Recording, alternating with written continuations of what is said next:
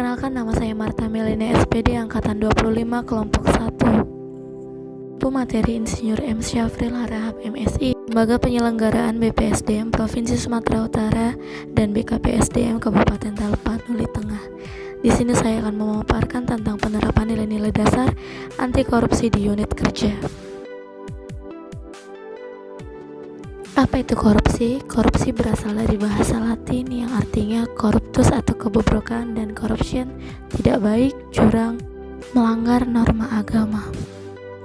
Korupsi adalah penyelewengan atau penggelapan uang negara atau perusahaan tempat seseorang bekerja untuk keuntungan pribadi atau orang lain. Jenis tindakan korupsi yang pertama, kerugian uang negara, suap menyuap dan gratifikasi, penggelapan dalam jabatan, pemerasan, perbuatan curang, dan konflik kepentingan. Ciri-ciri tindakan korupsi: yang pertama, dilakukan oleh lebih dari satu orang, yang kedua, merahasiakan motif, yang ketiga, ada keuntungan yang diraih, yang keempat, berhubungan dengan kekuasaan, yang kelima, berlindung di balik pembenaran hukum, yang keenam, melanggar norma hukum dan kejujuran. Penerapan nilai-nilai dasar anti korupsi. 1. Jujur. Suatu perilaku manusia yang didasarkan pada upaya menjadikan dirinya sebagai orang yang dapat dipercaya dalam perkataan, tindakan, dan pekerjaan, baik terhadap dirinya maupun orang lain. Contohnya, sikap jujur di lingkungan sekolah seperti membuat laporan tugas sesuai fakta yang telah dikerjakan. 2. Peduli. Sebuah sikap untuk ambil bagian terhadap kondisi di sekitar, contohnya membantu rekan kerja ketika mengalami kesulitan. Ketiga, mandiri. Keadaan dapat berdiri sendiri, tidak bergantung pada orang lain, contohnya mengerjakan sendiri administrasi pembelajaran.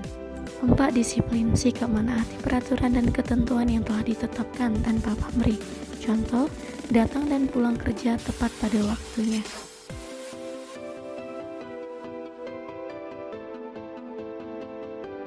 5. Tanggung jawab. Kewajiban atau beban yang harus dilaksanakan sebagai akibat perbuatan kita kepada orang lain ataupun sebaliknya, contohnya menjaga aset sekolah.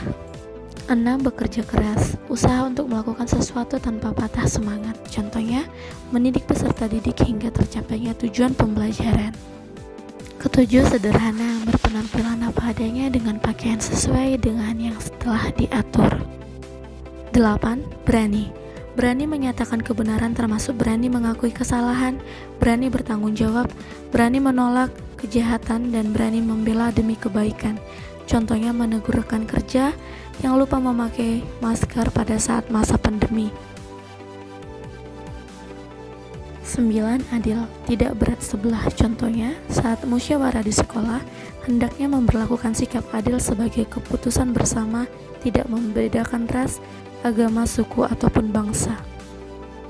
Sekian video yang telah saya buat. Saya ucapkan terima kasih dan tunggu video selanjutnya.